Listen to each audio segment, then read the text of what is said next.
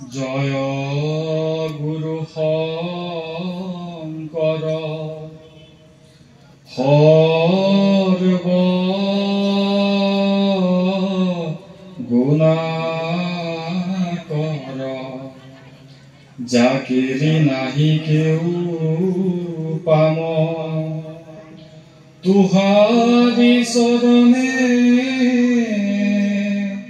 ৰেণু শতকোটি বাৰে কৰোহু প্ৰণাম বাৰে কৰোহু প্ৰণাম।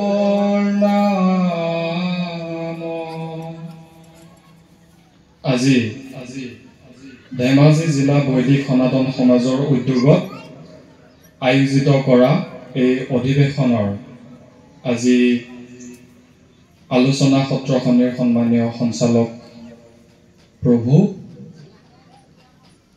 আজি আলোচনা সত্ৰখনিৰ উদ্বোধক হিচাপে আমন্ত্ৰণ কৰি অনা আমাৰ ঐতিহ্যমণ্ডিত শ্ৰী শ্ৰী ধোৱাহাট বেলগুৰি সত্ৰৰ সন্মানীয় সত্ৰাধিকাৰ প্ৰভু ঈশ্বৰ, উপস্থিত এলেঙি সত্ৰৰ সন্মানীয় প্ৰভু ঈশ্বৰ আৰু আলোচক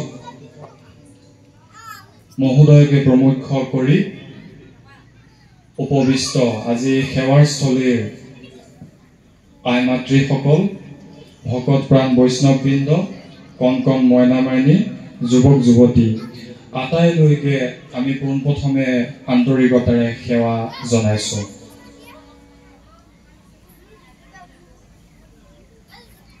আজি আলোচনা সত্ৰখনিৰ আলোচ্য বিষয় হিচাপে আমাক দিছিলে সুস্থ সবল সমাজ গঠনত দেশৰ ধৰণী স্বৰূপ যুৱক যুৱতীসকলৰ ভূমিকা। কিন্তু ইয়াত আমাৰ সন্মানীয় প্ৰভু ঈশ্বৰে কোৱাৰ দৰে যুৱক যুৱতী তেনেই কম, একেবাৰে নাই বুলি ক'লেও ভুল কোৱা নহ'ব। তথাপিও আমাৰ আই মাতৃসকল আছে, ভকত বৈষ্ণৱ আছে, সকলোৱে এই আলোচনা সত্ৰখনিত উপস্থিত হৈছে। খুবেই ভাল লাগিছে। খুব চমুকৈ মই দুই এটি কথা এই আলোচনা সত্ৰখনিৰ সম্পৰ্কে ক'বলৈ আগবাঢ়িছো। মানৱ জীৱন অমূল্য, এই জীৱন সত্য, সুন্দৰ আৰু মহিমাময়। মনুষ্য জীৱনৰ এটা গুৰুত্বপূৰ্ণ সময় হৈছে যুৱ অৱস্থা, আৰু এই যুৱ অৱস্থাই হ'ল মানৱ জীৱনৰ আটাইতকৈ উৰ্বৰ সময়। এই সময়ছোৱাতে এচামে কৰে ধ্বংসাত্মক কাৰ্য আৰু আন এচামে কৰে সৃষ্টিশীল কাৰ্য। যুৱক যুৱতীসকলে কেনে কাৰ্য কৰিব সেয়া নিৰ্ভৰ কৰে তেওঁলোকৰ মানসিকতাৰ ওপৰত। সততে আমি দেখি থাকো যে যুৱ শৃংখলতা বৃদ্ধি পাইছে, আধ্যাত্মিকতাৰ স্খলন ঘটিছে, নৈতিকতাৰ স্খলন ঘটিছে।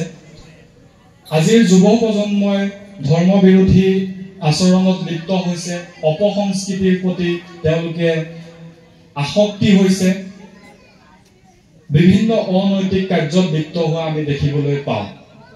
কিন্তু ইয়াৰ বাবে দায়ী আচলতে কোন, সেয়া কিন্তু সঠিককৈ কোৱা টান।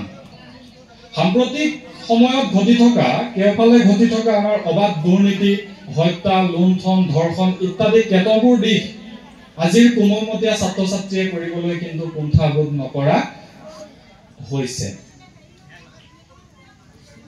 এই ক্ষেত্ৰত আচলতে আমাৰ অভিভাৱকসকলৰ অৰ্থাৎ পিতৃ মাতৃ বা আমাৰ অভিভাৱকসকলৰ কিছু সজাগতাৰ অভাৱ আমি দেখিবলৈ পাওঁ।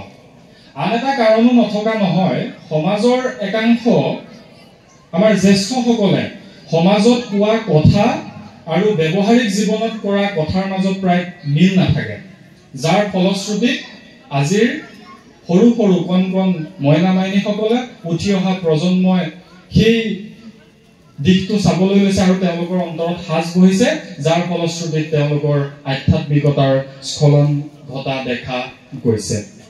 মই অন্য এটি বিষয়লৈ আহিব লৈছো, সেয়া হৈছে নিজৰ ঘৰখন আৰু নিজৰ পৰিয়ালটোৰ কথা। অসমীয়াত এষাৰ কথা আছে, যাৰ ঘৰে অহৰ্নিশে নুগুছে কণ্ডল, তাৰ ঘৰে সুখ ৰূপ নুফুলে কমল। গতিকে সেইখন ঘৰৰ সন্তানে সমাজলৈ আপত্তি দৰ্শাবই। সেইখন ঘৰৰ সন্তানে কেতিয়াও সমাজলৈ শান্তি আনিব নোৱাৰে। গতিকে আমাৰ নিজৰ ঘৰখন, আমাৰ নিজৰ পৰিয়ালটো আমি এটা সুস্থ চিন্তাৰে, সুস্থ পৰিৱেশেৰে তেওঁলোকক গঢ়িব লাগিব। তেতিয়াহে আমাৰ সন্তান ভাল হৈ সমাজখনৰ হৈ পেলাই সুন্দৰভাৱে কাম কৰিবলৈ অগ্ৰসৰ হ'ব। এটা প্ৰসংগলৈ আহিছো, বিজ্ঞান। হয়, বিজ্ঞানে জ্ঞানৰ পৰিধি বঢ়ায়, সেয়া সঁচা, কিন্তু সেই জ্ঞান সৎ উদ্দেশ্যৰে হৈছে নে অসৎ উদ্দেশ্যৰে হৈছে তাক নিয়ন্ত্ৰণ কৰে কেৱল আধ্যাত্মিকতাই। গতিকে আমাক প্ৰত্যেকজনকে আধ্যাত্মিকতা খুবেই প্ৰয়োজন বুলি মই ভাবো। যুৱক যুৱতীসকলৰ উদ্দেশ্যে কৈছো, যিহেতু যুৱক যুৱতীসকল নাই, তথাপিও অভিভাৱকসকলকে কৈছো, অভিভাৱকসকলেও নিজৰ সন্তানক ক'ব পাৰিব যে এইকেইটা কথা আছিলে। আৰু এটা কথা কওঁ, সেয়া হৈছে সেই আধ্যাত্মিকতা আমি অৰ্জন কৰিব লাগিব। আৰু আধ্যাত্মিকতা অৰ্জন কৰিবলৈ গ'লে মানে আমাক কি লাগিব? অভিজ্ঞতা লাগিব। অৰ্থাৎ ধৰ্মীয় যিটো অভিজ্ঞতা, সেই অভিজ্ঞতা আমি কেতিয়াও কিন্তু বজাৰত কিনিবলৈ আমি নাপাওঁ। অভিজ্ঞতা আমি সদায় অৰ্জন কৰিব লাগিব।